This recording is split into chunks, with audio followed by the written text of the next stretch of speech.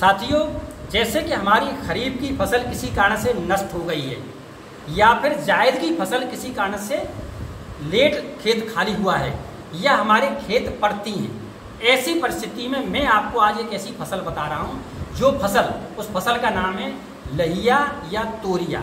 हाँ साथियों, ये लहिया या तोरिया ऐसी फसल है जो मात्र 90 से 100 दिन में पकती है, जिसकी पैदावार 18 से 20 कुंटल प्रति हेक्टेयर तक होती है। साथियों, इसमें सिंचाई पर कम खर्चा आता है और कुल खर्चा भी इसमें कम आता है, तो कम समय में अधिक आमदनी देने वाली ये फसल है। साथियों, इसको आप उगाएं, उगाने से आपको निश्चित रूप से अच्छा लाभ मिलेगा। इसके उगाने के बाद, इसकी कटाई के बाद आप जो है पछेती गेहूं की बुआई कर सकते हैं। सब्जियों में आप जैसे टमाटर है, प्याज है, मूली कर सकते हैं। यही नहीं, आप चाहें तो अगेती, जैसे आपका तरबूज, खरबूज, ककड़ी, खीरा, टिंडा, लौकी, तोरई, ये भी अर्ली वाली कर करके अच्छी आमदनी प्राप्त कर सकते हैं। चलिए अब हम चलते हैं सबसे पहले कि इस खेती यानी लाही तोरिया को कैसे सफल करें, इससे संबंधित मैं आपको महत्वपूर्ण जानकारी दूंगा। सबसे पहले साथियों, कोई भी फसल हमें अच्छी करने के लिए हमें वैरायटियों की आवश्यकता पड़ती है, उसकी कौन सी प्रजातियाँ हैं। हमने अच्छी प्रजाति का चयन कर लिया तो निश्चित रूप से हमारा उत्पादन बेहतर होगा। जहाँ तक प्रजातियों का सवाल है, इसमें सबसे बढ़िया प्रजाति जो है वो जो है पूसा सरसों 28, ये जो है पूसा ने निकाली है।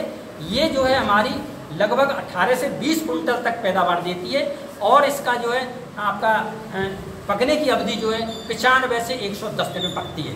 साथ ही दूसरी प्रजाति जो है वो है हमारी जो उत्तरा प्रजाति जो है, इसका पैदावार भी 16 से 18 कुंटल होती है और ये हमारी जो है लगभग आपके 95 से 100 दिन में पक जाती है, तो ये भी बढ़िया है। तीसरी जो है पीटी 303 वैरायटी जो है वो भी अच्छा उत्पादन देती है, 16 से 18 कुंटल देती है और वो 95 से 100 दिन में पकती है। साथियों, चौथा जो है हमारा पंत हिल करके है, उसका उत्पादन भी 16 से 18 कुंटल होता है और वो भी हमारा जो है लगभग 95 से 100 दिन में पक करके तैयार हो जाती है। तो साथियों, इसके अलावा एक टाइप 9 भी है, ये मैंने आपको अच्छी प्रजातियां बताई, इनमें से किसी भी आप एक प्रजाति की बुवाई कर सकते हैं। अब बात आती है कि इसकी मतलब भूमि की तैयारी कैसे करें। कोशिश ये रहे कि अगर भूमि यदि हमारी मटियार दोमट है तो वो मिट्टी इसके लिए सर्वोत्तम रहती है।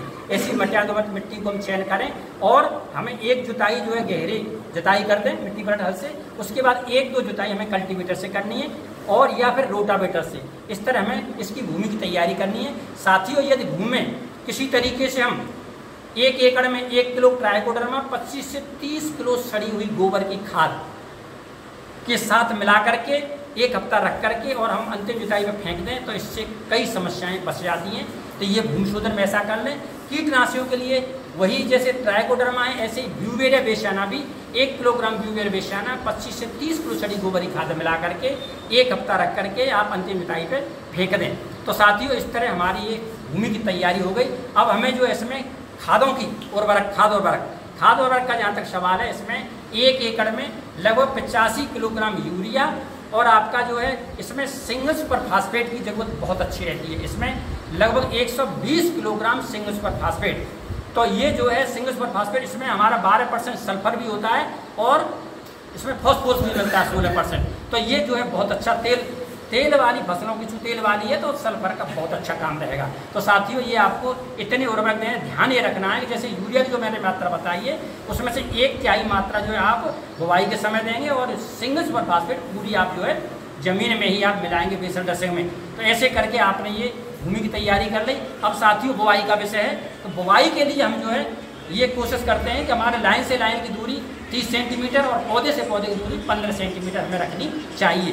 साथियों, जहाँ तक अब इसमें बात आती है सिंचाई की इसमें आवश्यकता नहीं पड़ती है, लेकिन यदि किसी तरीके से फूल आते समय अगर ऐसा लगे कि हाँ पानी उस समय वर्षा नहीं बरस रही है तो फूल आते समय आप एक सिंचाई करेंगे तो बहुत ही बेहतर परिणाम आपको मिलेंगे। साथियों, इसमें जो है कुछ थोड़े से कीड़े बीमारी भी आते हैं। जैसे क्या है, जैसे हमारे शुरू में इसकी एक आरा मक्खी लगती है, एक बालदार गिड़ाल लगती है, एक इसमें एफिड लगता है, इस तरह के थ्रिप्स लगती है, इस तरह के हमारे इसमें कीट लगते हैं। और जहाँ तक रोग हैं, रोग में इसके पोलियो रोग लगता है जो तने को पोला कर देता है। इसके अलावा एक सफ़ेद गेरू इसको बोलते हैं, सफ़ेद गेरू लगती है और झुलसा लगता है। हाँ साथियों, इनके लिए मैं आपको एक एक इंटीग्रेटेड यानी एक ऐसा पैकेज बता रहा हूँ जिसके प्रयोग करने से आपके ये सारे कीट रोग जो है नष्ट हो जाएंगे। वो क्या है, आप जो शुरू की अवस्था में जैसे आरा मक्खी और ये है यानी बुवाई के लगभग 8-10 दिन से लेकर के 15 दिन इस अवधि में जो है आप उसमें मिथाइल पैराथियान डस्ट यानी 2% वाली 10 किलो 1 एकड़ में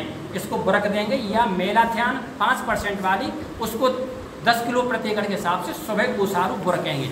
ऐसा करने से आपका जो है वो आरा मक्खी या बालदार गिरार जो है नष्ट हो जाएगी।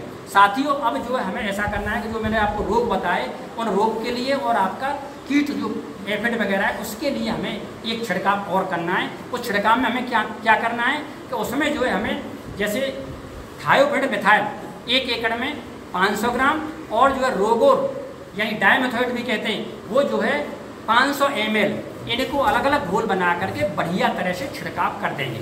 तो साथियों ऐसा करने से हमारे उसमें आगे रोग बीमारियां नहीं आएंगे। अब बहुत अच्छी फसल होगी। मुझे जो है आपको इस लइया सरसों या तोरिया के बारे में कुछ 2-3 बातें महत्वपूर्ण बतानी है। यदि आप इनको अमल में लाएंगे तो बहुत ही बम्पर पैदावार होगी। इसमें क्या क्या करना है, नंबर एक ये है कि जब आपकी फसल लगभग 10, 12, 15 दिन की हो जाएगी उस समय आपको ऐसा लगेगा कि पेड़ कुछ जो उड़ रहे हैं, गायब हो रहे हैं। वो साथियों गायब नहीं होते हैं। सच्चाई ये है, वो सोचते हैं कि तेज धूप की वजह से वो पौधे गायब हो रहे हैं, वो गायब नहीं हो रहे हैं। उसमें क्या होता है कि हमारी आरा मक्खी जो मैंने चर्चा की है या बालदार गिरार जब 2-3-4 पत्तियों का होता है उसी समय उसको खा जाती हैं। तो साथियों आप जो है किसी तरीके से आरा मक्खी बालदार गिरार का उपचार जैसा मैंने बताया है वैसा करेंगे। नंबर 1 बात। नंबर 2, जब आपकी फसल 15 से 20 दिन की हो जाए उस समय आप जो है एक प्रक्रिया जो इसको कहते हैं बिरलीकरण। बिरलीकरण में मतलब ये है कि जहाँ घने पौधे हैं घने पौधों को फाड़ करके कम कर देंगे, यानी 1 फुट की दूरी आप पौधे को मेंटेन करेंगे। ऐसा करने से साथियों पौधा जो है झाड़ीदार होगा, ब्रांचिंग अच्छी होगी और फलियाँ अच्छी आएंगी। अगला तीसरा बिंदु साथियों आपको ये ध्यान रखना है कि जब आपकी सरसों की फसल में सरसों या लाही की फसल में बने यहाँ तक प्रथम सिंचाई आप विलंब से करें, यानी इसमें करें ही नहीं क्योंकि तोरिया कम समय की है, बहुत ही मजबूरी आए ऐसा लगे बिल्कुल क्राइसिस है तो 35-40 दिन पे करें। ऐसा करने से साथियों जड़ मजबूत हो जाती है। जितना फोक जगह में जड़ बैठती है उतना जो है वो मतलब पानी लगने से नहीं, तो पहला पानी जो है विलंब से दें और जो अवधि बता रहा हूँ 35-40 दिन पर दें।